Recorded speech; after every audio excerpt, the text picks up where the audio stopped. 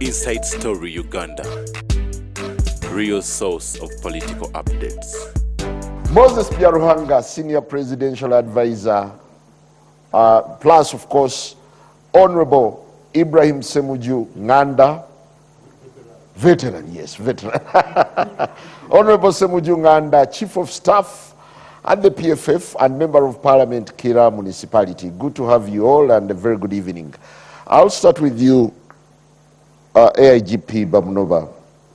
Consistently, in all observer reports on elections, security has been a big factor in disrupting what would otherwise be credible, peaceful, free and fair elections. What are the guarantees or the chances that this time things could be different given the pattern of the run-ins that the country has been witnessing? Thank you very much, Mr. Kagwanjara, and all our viewers, colleagues, participants on this show. Good evening.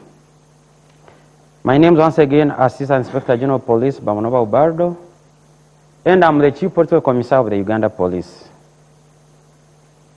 All said and done, Mr. Kagwanjara, I think I need to make a correction that security has not disrupted peaceful elections, rather has stood its ground to execute its mandate and deliver a credible and crime-free election. So I think that would be the beginning point. Are you contradicting the observer reports? Well, not a contradiction, but I'm giving the view and the fact as it is.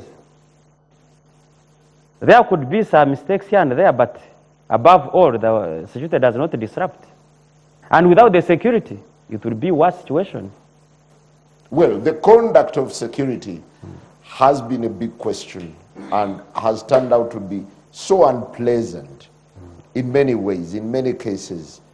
How are you building up to Jan 15th, for instance? Yeah, our viewers and all those, wherever you are, the Uganda Police is up to the task of executing its mandate, of ensuring that as Ugandans, as we get to the general elections of electing our leaders, that we ensure that we work within our mandate and deliver a credible, crime-free election. The Uganda Police has prepared itself at different angles, through training, through engagements with different stakeholders, and constant sensitization of our officers. And we believe that since this is not going to be the first we've heard, we're up to the task. And I'm assuring the Ugandans that Uganda Police will ensure that all Ugandans exercise their civic and constitutional right in electing the leaders they want. Do the chaotic scenes that have been witnessed in the recent past give a precursor of what is likely to come? Plus, of course, the signals that you're giving to the country that once voters are done with casting their ballots, they should go home. Probably this takes us now to asking ourselves the question, how do we get there? If these scenes are ugly, are chaotic, how do we get there? This calls for the different actors in the electoral process to get together and perform their duties that is expected. The Electoral Commission has put up laws that govern, that guide all the actors, the candidates, the voters, the media, and all those that are participating. So are we doing our duty as actors? A candidate is guided on the routing by security, given the intelligence or given the common good of the people, to say, please, you are not taking this route for reason ABC, not to disrupt the business in town, not to disrupt maybe students at school, a hospital. So we are giving you this route. And the candidates have their representatives who sit with security to agree on all this if it is not followed. Should security look on and say, okay, since you decide to choose your own way, so have it, and let's go by that? Are you ready to remain as ruthless as you've been in the recent days? Not as ruthless, but remaining practical to the fact that when law is broken, when there is disorder, we have to restore the order. Council Benjamin, thank you very much, AIGP. Council Benjamin, it's barely a month to the election, and the signals, plus of course the messaging currently, is more about defiance from your candidate, to the extent of saying, we can overwhelm this security outfit. They are not more than 5,000. We are millions. They are not more than 50,000. We are millions. Do you think this augurs well with the forthcoming election? Couldn't it resurrect the old ghosts? I think first of all, Simon, is that you're starting from a point of gaslighting the candidate and the party.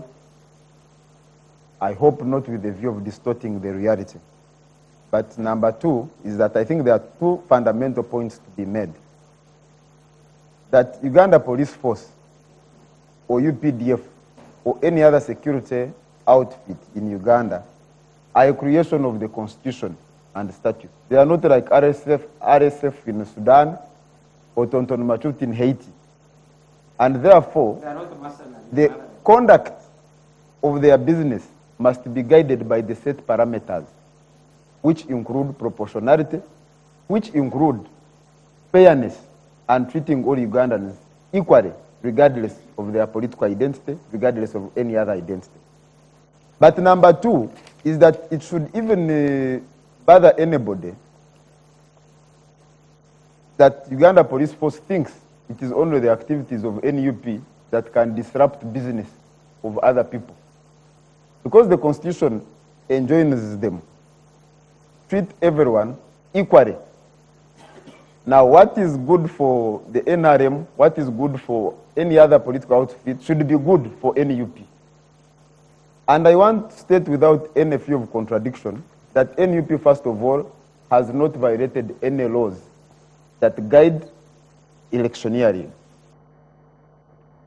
The other point that I want to make is that history in Uganda has taught us, because the unlawful conduct of Uganda Police Force is documented even in the holdings of the Supreme Court of Uganda, in the petitions filed by Dr. Besigye and later by Amama Mbabazi in the Supreme Court, on how the security forces have gone beyond the call of duty to disadvantage the opponents of Museveni. And the explanation is very simple, that on account of longevity and maybe other factors, the state of Uganda has been, which ideally, because when you look at the constitutional arrangement of Uganda, the idea is that the state, which includes institutions like Uganda Police Force, like UPDF, like public service, should be protected from partisan politics. But on account of longevity, all those parameters set have been violated and set aside, and these institutions have now been turned into weapons of doing politics on the side of Mr. Museveni and the NRM. And in every electoral cycle, when these people sit, at the back of their mind is to see who is the leading opponent of Museveni. How do we disadvantage him? Because their conduct clearly is intended to disadvantage. That's why you see there is no debate about the route of the NRM candidate. He's using the highway. But they are saying he's using the highway. He uses the helicopter from his convoy, at least uses the highway. it is even problematic that we sit here to debate and discuss things like agreed upon route. But agreed upon route for one specific candidate in a race of 8 candidates itself shows you that there is a problem of unfairness. It shows you that there is a problem of a deliberate plan to disadvantage. Yeah, but before I leave that point, Simon, drums of defiance. Before I leave that point, exactly that's the point that I want to get to. when our candidate challenges the people of Uganda that how can 45 million people allowed to be harassed and maimed by a handful of people. In fact, even the other day when we were at Burangi, I had the Katikiro ask that how are you going to beat all of us? Are you going to beat all Ugandans? No, Ugandan. Is he not a Ugandan? So the whole point is that he's challenging Ugandans that there is nobody who can oppress you without your consent. That if you choose to stand firm and challenge that repression, even if he has millions of soldiers, you will defeat that oppression. And mind you, even the soldiers, and I heard the NRM candidate Museveni bragging about the number of bullets that are in each gun. But does he ask himself why in all these barracks we keep getting votes? He's not the first person to be a commander-in-chief and possibly lose an election.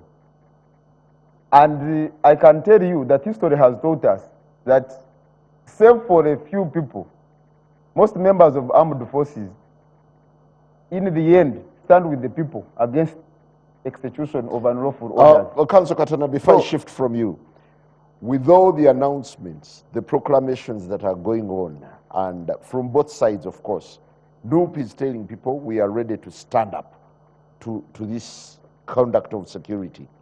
Security says, don't dare. Do you have a sense of foreboding that things could be going bad and the ghosts of the past could return? The difference is that for us, we are operating from a point of right. We are saying the law allows you to remain at a polling station 20 meters away from the table. The security forces are operating from a point of might, not right. They have no justification other than saying we shall crush you. And we believe that their threats and intimidation is motivated by bad faith and ill motive. Because history has taught us, you have seen videos of senior army officers campaigning for NRM and its candidate. You have seen videos of police officers campaigning for the NRM candidate.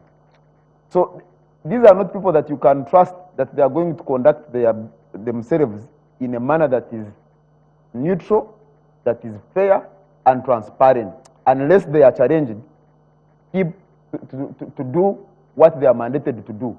And they can only be challenged by the citizens. They are not going to do these things on their own because they have showed you the side on which they are. Are you ready to surmount security and to defy their position? Simon, there is no repression that is ever ended through wishing.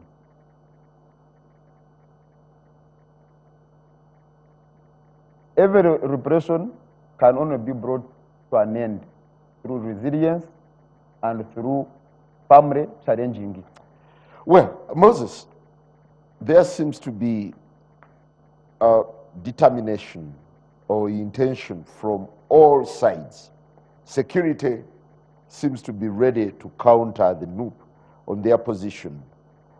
What kind of election do you see on the radar? I don't think security is against NUP. Maybe NUP is against themselves. First of all, Katana here was saying that the security has been asking only them have agreed upon routes and venues. I've been planning for this campaign.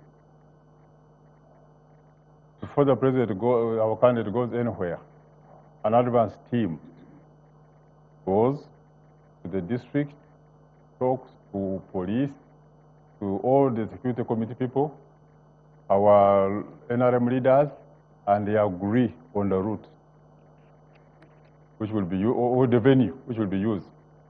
So that's very clear. It's not only being done for NUP. So if you go now, today the team was in Kalangala. If you ask the people in Kalangala, the police in Kalangala, they know where the rally will be. Because they have already been told where the rally will be. And the people will be guiding where the rally will be. If you go to any other place who haven't reached, the advance team has already reached there like a week before. So that's not true that it is only being done for NOP. And Katana happens to be an agent of his candidate at the EC meetings, and I'm the agent for candidate Museveni. We have agreed upon all these in the meetings at the Electoral Commission. When we harmonized the electoral programs, the first 3 meetings we held after nominations, we even signed a memorandum of understanding as the agents of the candidate on what to follow. And the idea of informing police of your venues, how not to have processions, ABCD, we agreed upon and we all signed. Katan has that copy, I'm sure. I have a copy of it. So it is general for all. It's not only targeted at NOP. We happened to be, there's one of the meetings at the EC, I think it's one of the meetings, the first one chaired by the Electoral Commission chairperson, where the police in the meeting was led by the Director of Operations, Mr. Franco Mwesigwa, showed us a video clip. I think Shagulanji at that time was going to Jinja. They covered the entire road, or this Kayunga, Kalaji road, up to Njeru. The road was covered. Road users from the other direction could not use it until this crowd has passed. And unfortunately, in that clip, it also showed how, because they are not observing traffic rules, they knocked among themselves, and the police reported about 5 people lost legs. Did they also show you the video of NRM supporters marching in Imbarara? They didn't show it. Oh, okay. No, so what I'm saying, here there was a video of, you see, whether NRM breaches the law, it's just wrong. What the point I'm making, that here is police is saying, please observe traffic rules. Let's follow traffic guidelines. Now, it's unfortunate that some people, according to police, lost legs. Now, those legs, they will never walk in the same way they walked before, if they have survived, I don't know. So, in such a situation, it's not right. It's better to follow the guidance of police. Moses, when you hear both security and the National Inter-Platform stuck to their guns, what kind of indicators are you getting about the election? I think we need to be calm. As political leaders, they need to be calm. Because if you say stuck to your guns, what are the guns? I've told you, if you're like in that case, you're going to Jinja, you have covered the entire road, you're not observing traffic laws, and I'm sticking to my gun. Is that right? Are you doing the right thing? You know it's wrong. Now, is the brutality right? Wait. How for the brutality? I think those could be avoided if we all follow the law and the guidelines. On one of the meetings we had at the EC, I think they were going to Gomba, and the police mentioned, said, your candidate is going to Gomba. But they are planning to move from Kampala in one beach convoy from Kampala, go with all the supporters up to Gomba. And you can imagine if you're going to go from Kampala to Gomba through Kiengera, how that Masaka road up to Mpiji is so busy. But if you make it more busier by having your convoy covering the entire road, you're going to cause a lot of chaos for other road users. Supposing Semuju is coming from Kiazanga, his own area, how will he pass? So I think now if you say I will maintain my position, and you are saying I'm sticking to a wrong wing, that's not right. We are leaders. You are leading the country. In the first place, in the first instance, should climb down the high horse to enable a free, credible, and peaceful election? If we all follow as the candidates, the memorandum of understanding we sign to become. Or what the do's and don'ts are there. Now, police has been saying you are not following what you signed for. Because we signed. But an signature is there. Or one of the representatives, if he didn't sign himself. So we agreed on a position on what to follow. They even gave each candidate 100 copies of guidelines derived from different electoral laws, but put in one piece of paper. So we're all given equal numbers. So we should follow each other. Like I watched the incident, for instance. I think there was in Fort Portal. Candidate Chagulanyi was coming from Nyangabo side, that's Kasese side. I think the venue where his rally was supposed to be was before Fort Portal City. And then he said, I have to go to the city first before I go to my rally. And now that's where the misunderstanding was with the police. They said, no, but no, it's okay, listen. But the police were saying, you want to go to make a drive in the city. That's why we talk of the route, drive in the city. And that's where they started the clashes. So all this can be avoided. If you are going to a rally place, if I'm going to Kololo, you don't have to go first to Rubaga, then go through Maki, then come to Kololo. And because if you have agreed earlier, that will be your route. So it's fine. Moses, before I get to Imam Kasozi, wouldn't it be rational for security, for instance, to let Chagulanyi drive through? If he is a nuisance, it is a short-lived nuisance. But now that's now judgment. Yes. That's why I said we all need to be calm. Yes, security can also. They have been saying. I talked to them. They were saying that they have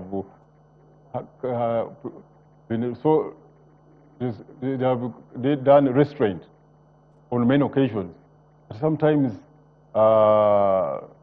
these clashes they come about over misunderstanding between them. And first, ask yourself a question: how come, if the election was against NUP, I was asking myself a question. Here, NUP candidates campaigning for members of parliament here in Kampala, for instance, and other places. You haven't had clashes because they are following what is required of them. So if you don't follow the guidelines given by the Electoral Commission and agreed upon by everybody, all the candidates, then you get into these clashes. I haven't heard of a clash among members of parliament of NUP or any other party. Thank you. Thank you, Moses. Imam Kasozi, when you look at what's been obtaining, security has already started making proclamations. On the other hand, the NUP candidate is out telling people that we can surmount security. Is there a cause to worry, or is there a cause to be optimistic that the country is moving into a credible, peaceful, free and fair election? Thank you so much. Good evening, viewers, and good evening, my colleagues. You know, it is interesting. We are talking about elections, and elections are preceded by campaigns. Campaigns are not a party whereby you think you have arranged some room and people will go there, sit and enjoy. They can have even some simple music for those who enjoy it, and then go on. And unfortunately, for campaigns, everybody is trying to demonstrate how strong or how weak his party is. And in the process, you have to cross over certain things, including sometimes actually rules and guidelines that have been put.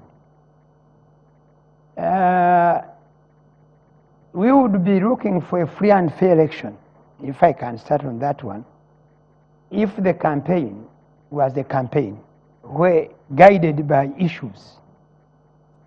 This campaign is largely, from most of the candidates, is guided by complaints and accusations and counter-accusations, you see.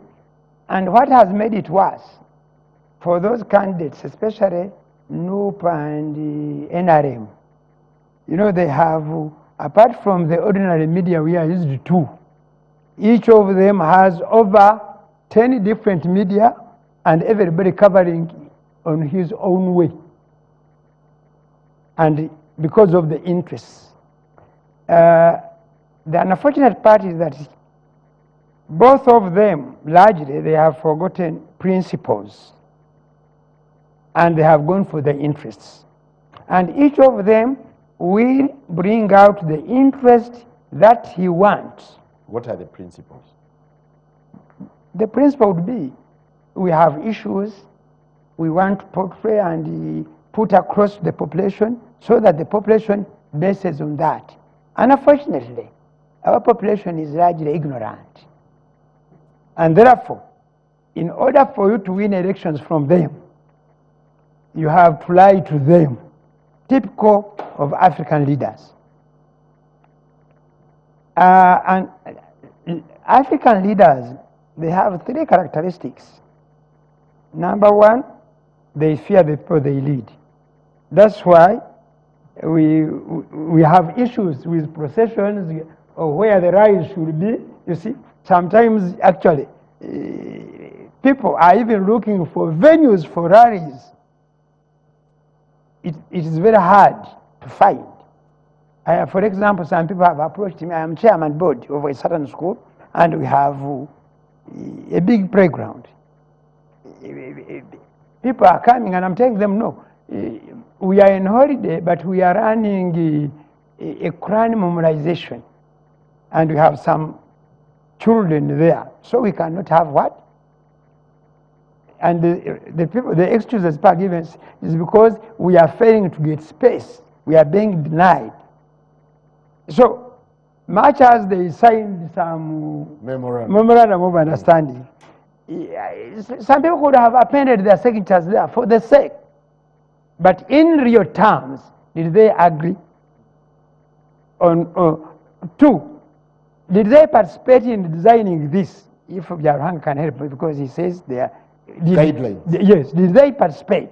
Or a paper was presented to them, and because this is the mandate of the Electoral Commission. A memorandum of understanding, my friend, is designed by all parties involved. It has never been one-sided. If it is lopsided, it can't work. But by the time you sign, you agree with the content. And I have told you, signing may come because of other reasons. So, in the circumstances we are seeing, it is a bit hard to have a free and fair election. A peaceful, first of all. Free and fair. I am concerned. For example, Kampala district or Kampala city.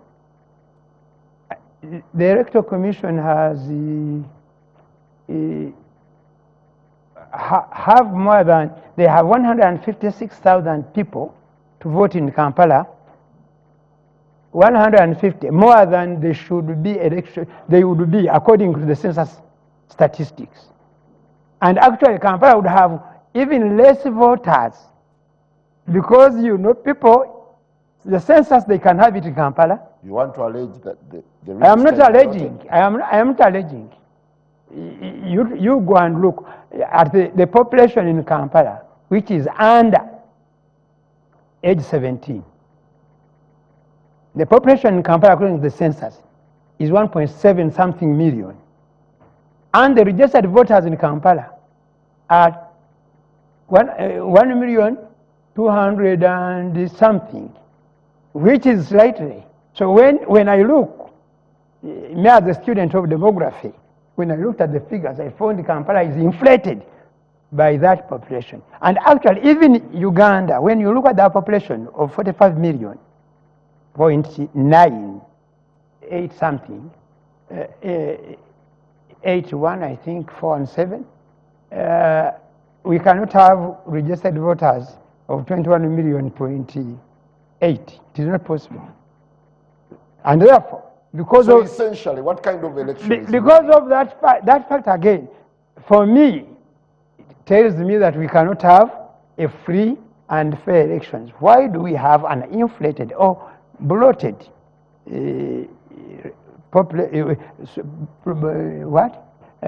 register vis-a-vis the national population?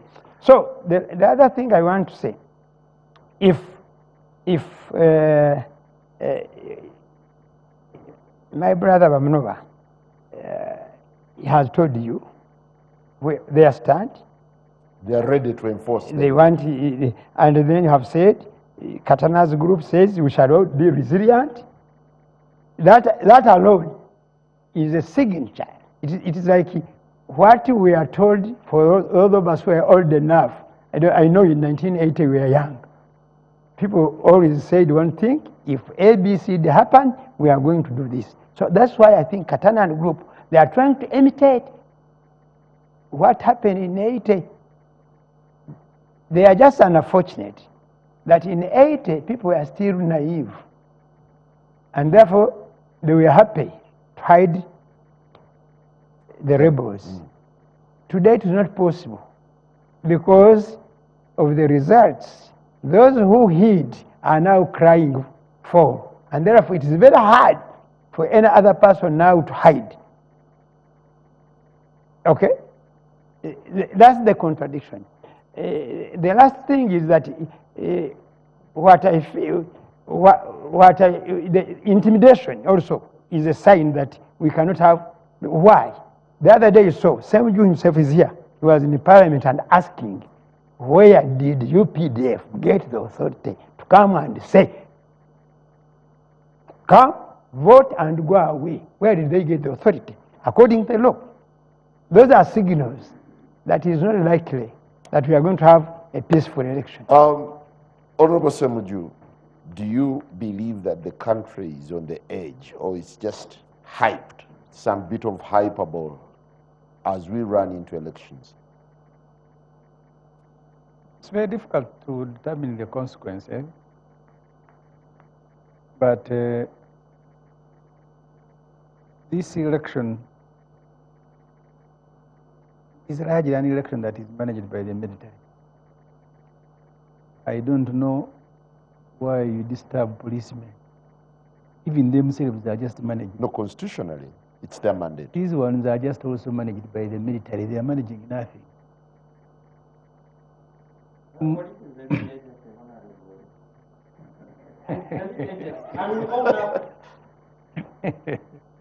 What are you reading?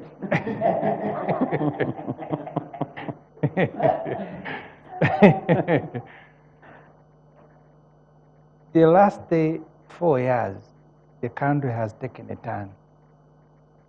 And I have said this many times, he's a very intelligent person. In the so many years he has been in power, he has done things that all other dictators have done, but different. He doesn't want to leave traces. His son, who now officially manages the army, he does things different also. Remember, as soon as we began this term of office, the son, who was in the military, was throwing one party after another, declaring how he will succeed his father, campaigning.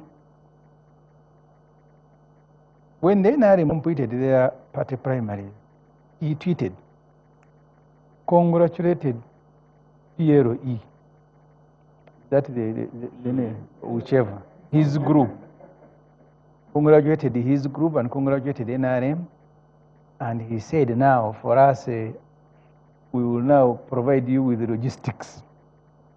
That he said. In the past, you have had NRM working with the military, but not in a more direct way like they are doing now.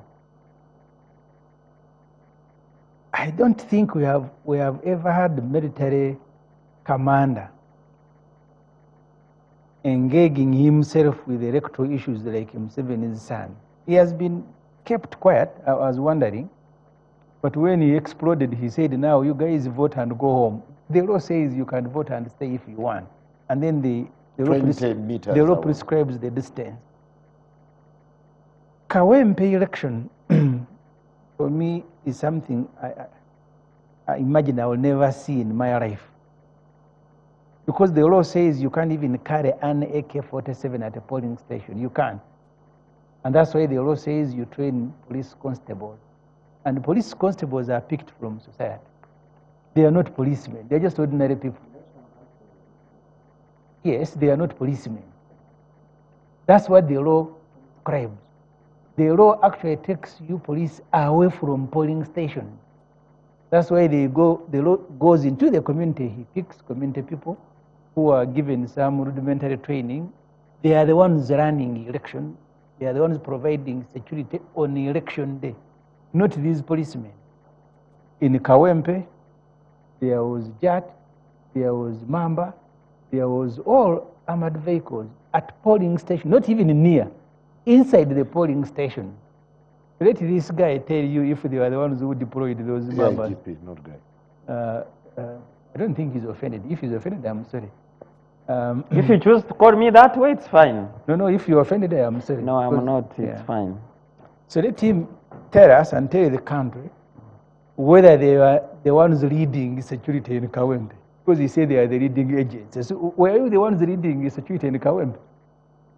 So you are the ones deploying Imamba in polling station against the Honorable, when you bring that scenario about the police and other security agencies getting involved beyond either the mandate or beyond the prescribed laws, bear in mind also that when intelligence proves otherwise, then the security agencies go beyond. So, in a situation that they are voting and there is anticipated terrorism, would security lean back So, and so say, what are you anticipating this time? would security lean back and say, since it is an election period, police is supposed to be in the periphery, let's let people be killed? So what are you anticipating this time? Our intelligence is on the ground. They have chosen to terrorize the people in And what are the Adiba. feelers? What are I'm the saying, feelers? I'm giving an instance. Quote me right. I'm saying if security has intelligence that there is going to be commotion, chaos, which cannot be handled by this polling constable, then they watch and let people run away with the ballot papers. Are you and let people be anticipating any battered. scenarios this time? I'll get Our back. operations are intelligence-led, guided by the intelligence to say, we read the situation as by the intelligence reports and act accordingly. For now. You know, Simon, even when the UPC government was conducting Pandagari here, the explanation, convenient explanation was always intelligence. That you know we have intelligence, that these are gorillas. Then they come and take your child, like this woman who was kidnapped from Kampala club with a child. The priest was picked and kept for 2 weeks, and they say intelligence. But even when you are even intelligence agency, they must be guided by the parameters. Back to you, Honorable Semuju. See, Kawempe, you have NRM goons, gangs, kicked ballot boxes. Did you arrest any? Because you say the reason you were there is to make sure no confusion. But that election was mad with gangs raiding polling stations, kicking boxes in the presence of military and police. Did you ever arrest any person? You can come here and pretend. I said and I meant it, that you are also managed. There is nothing that you are leading. You are just led yourself.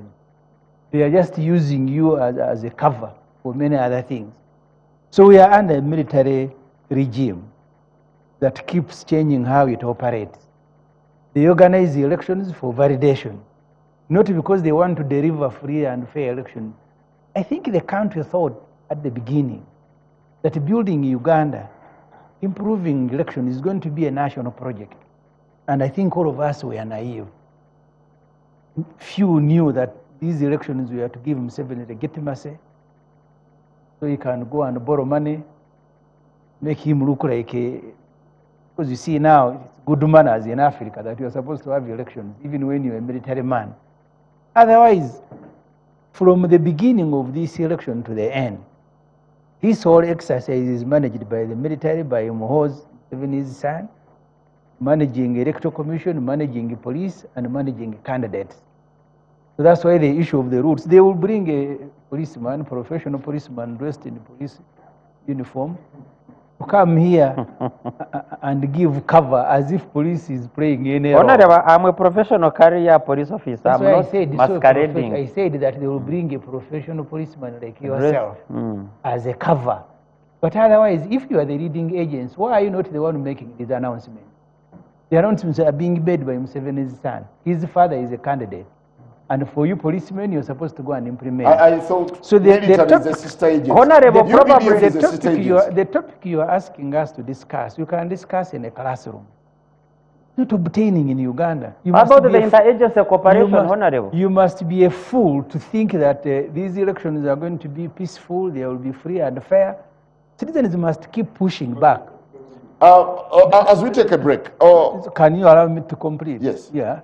So citizens have a duty under Article 3 of the Constitution to keep pushing back.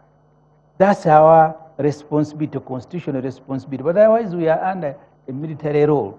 That's why Muhoozi Kainerugaba, who was addressing military men, he was also speaking like a chairman of the Electoral Commission.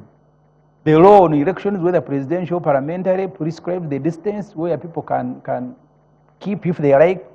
Said after voting, go home. Comment on what? No, I'm asking because I am still continuing. Yes, allow the interjection. Yes. And then his father, we are very unfortunate as a human being. So you are backed up by the son, then the father follows. The son says, go home. The father said, each soldier has 120 bullets. And those are the elections in Uganda. No, the president was responding to, I call it inciting, because if Kyagulanyi says we can overrun the security forces, that's dangerous. You're leading your people into death. You try, yes, you can succeed, but how many people will go on the ground? No. He was responding to what Kyagulanyi had said. Kyagulanyi said it first. So what Kyagulanyi was responding to what? No, I don't know. Because you begin from there. No, he says these fellows who are hurting us, beating us, firing at us, we are more than them. That's what we can discuss. So you don't begin a responsibility. No. For me, he's supporting. Responding to the torture he's going through. On the issue of the polling station, so the president was responding that, please, it's not wise for any leader to say, let's overrun the security forces. You will end up causing people to die, while for you are in a flat, somewhere in a skyscraper. You're not the one going there. You are sending people to go there and they die, which is not right for a leader. Now, on the issue of the polling stations, on the issue of polling stations, I happened to vote at a polling station, which Imam Kasozi knows very well, at the mosque in Mawanda, Upper Mawanda. Now, at that polling station, if only just 300 people stayed behind that polling station, which he knows very well. But it's been the norm. No, wait. It's been the norm. Wait. Not the norm, the law. Listen. Should be encouraging NRM people to stay at the polling station because he has been complaining. We don't want that. Because see, like here in Kampala, in his place, these urban areas of Greater Kampala, Wakiso, a polling station like a space of like here in this studio, where people are not watching the other side, and just you go vote and go. But if all of us vote, if the first 1,000 came, because you find that there are like 3 polling stations or 4 in one polling area. Now, if those polling stations have about 4,000 voters, and the 2,000 just remain behind, the other 2,000 who haven't voted may not find a way of voting. But that's a practice. What's the law? But what's the practice? What is the law? What's the practice? I have no. The law is okay. You see, but also the practice, we must also use our heads. Not just the law is saying it is. Your head will tell you. You use that, your head that by changing the law. Okay, yes, same with you. That's what you do. The law also allows the Electoral Commission to give guidance. It does not. It does. It does. No, actually, it does. No. I was in the meeting. I was in the meeting with Moses. I know that very well. When I challenged the chairman Electoral Commission, the basis directive, he said no. I was guiding, and he was giving similar explanation like Moses that there can be overcrowding, but there is no legal basis. But why is it such a big issue? But the one who raising it as a big issue. No. Because for the past several weeks, it's been very contentious. In the media. Because they want to rig. In the media. Because they want to rig. The media is not making it contentious. Don't put it up here. I find it ironic. You can discuss many other issues. No, Moses, I find it quite ironical that you're telling people, when you stay, you will die.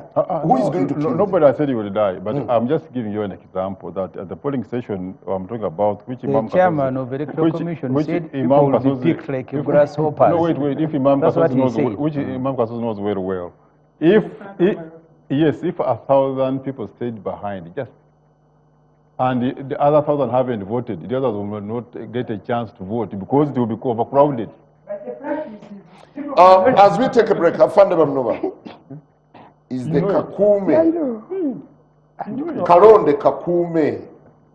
Kalonde Kakume proclamation causing a lot of consternation in security circles.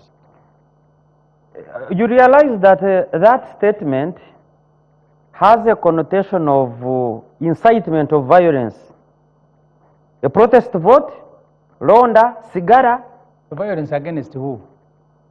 Against probably either the electoral officials or security, because all the electoral commission is saying, they are not talking about killing, that they are going to be killed. They are saying, create an ambience where you can allow the system to operate, because you have voted, you have polling agents, okay? You have your own agents. Each candidate has his own agents who are there. So what are these other masses doing? When you have your agents, okay, what's wrong with awakening citizen vigilance? Simon, the duty of police is enforcement of the law, not making the law. Secondly, that's staying within those bounds, creating perhaps some insecurity that may be hard for again to be contained. Are you simply speculative or just paranoid of what? Why would we give chances? Why would we give chances? Because they know what the Honorable Kenny Ruchams. Because the tone with which the statement is being made, saying to say there could be something beyond. So the Honorable Kenny Ruchams was charged for inciting. I think he had said something to do with the pangas if people had cheated the election. So they took him to court. And the court asked, because he said, this is conditional, if they cheat. Exactly. So he said, you mean there are people who are going to cheat the election? Because this is very simple. So you stay around to ensure that they don't steal your victory. And you are saying, don't stay, this is violence. So you mean you are going to... How can we'll take a break and the big point you don't trust your own agents in the midst of all the personally appointed and the judge of So you your mean there are people who are going to cheat you?